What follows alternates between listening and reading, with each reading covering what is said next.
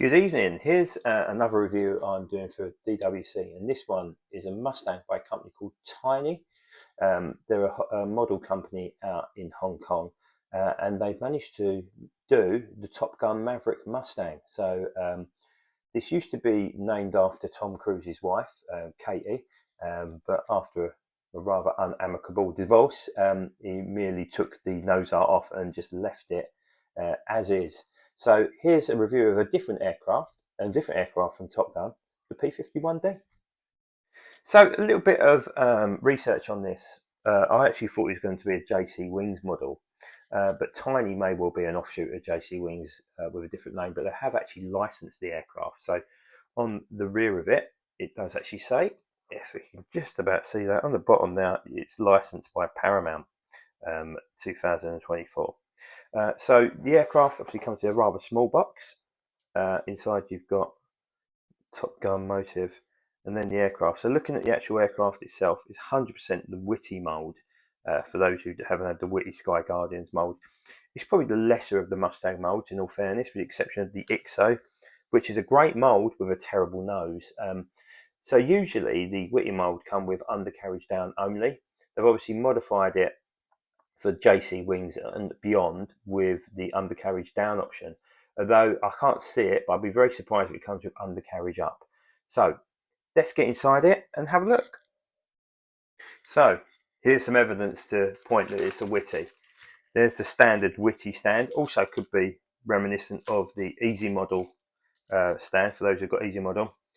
You've got a bag with the drop tanks and the gear doors, landing gear down, and ready for the reveal. Will there be an undercarriage up? No. And that for me is such a weird decision. Why put a stand there if you can only display it with gear down? But it's not even no up undercarriage, rear undercarriage either. So anyhow, let's put it together. From experience, the WWII was a bit of a pig to put together. So lo and behold, I put it on a stand and then on the wheels. So I put her in flight mode first. First observation, the actual detailing on the drop tanks is really good, but my God, they're tight. There is no room for error there at all, literally nothing. Let me just zoom in a little bit. I will lift it up and show you underneath, and it's so frustrating because actually it don't look too bad in flight mode, but having that massive gap with nothing to go in, and I'm sure you could probably find a Corgi set that might slip in there or be fashioned into it. But that's not the point. You're paying 50 quid for a model. Should be complete. No pilot as well, which is for me a frustration. I'm sure again, talking about getting the canopy don't look like it's fitted on crazy tight, but again, it's something you shouldn't have to do for a £50 model.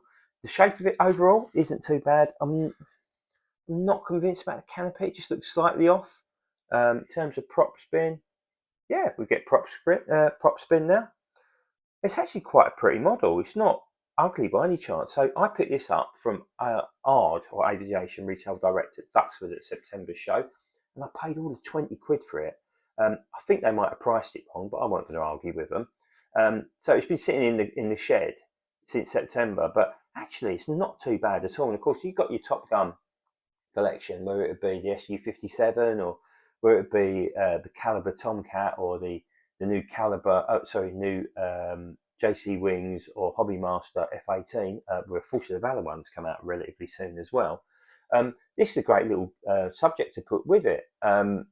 It's just, for me, it's a massive frustration that it feels incomplete. But anyhow, let's get her on her undercarriage and see what she looks like then. Right, I do actually have a positive before I go into my next negative. It's probably the most solid Mustang I've got on undercarriage without being fixed. So the original WWII was fixed and glued in, so it shouldn't move. But actually, it's slotted in really nicely. So fair play to them for getting that right. However, another little rant, and I don't understand this. So look at the stand. Why leave the black bit blank? Why not just put something on there? Maverick's Mustang or something like that. Seems such a weird thing to do. And I know it's used as a counterweight as well, but it's just a silly decision for me. But yeah, it's not bad. Not entirely sure the profile from the side is entirely correct, but there's no prop droop. The overall finish, the paint finish is nice. There's no blemishes on it. Again, you know, no pilot in there is a bit of a pain in the backside, but I can forgive them for that because they're not the only ones to do that. It actually has rolling wheels for those who like moving stuff around, although the rear wheel is fixed, which again, it is what it is. Let's not get too fussy with it. But overall, not a bad attempt. One thing I didn't do is put in the landing gear doors, and I've just seen them sitting on the side. So let's see how these bad boys go in. So, okay, should be green inside. Again, if I have to be really, really fussy. Gone in, that's gone in okay. Now this is the bit where it usually goes wrong, where my big fat fingers can't get that second bit in.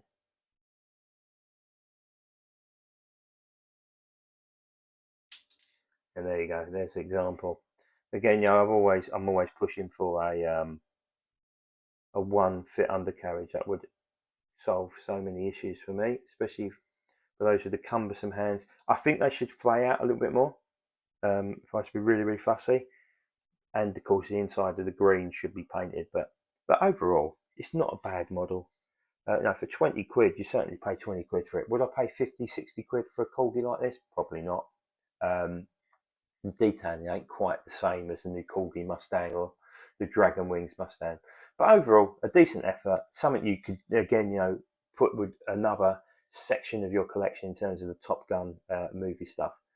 Overall, not too bad at all. Well, I hope you enjoyed the review. As always, I'll do a 360 review on it as well and post some pictures on Instagram if you haven't followed us over on there. Thanks for watching. If you haven't subscribed, hit that subscribe button today. We could appreciate all the love and support. Thanks. See you soon.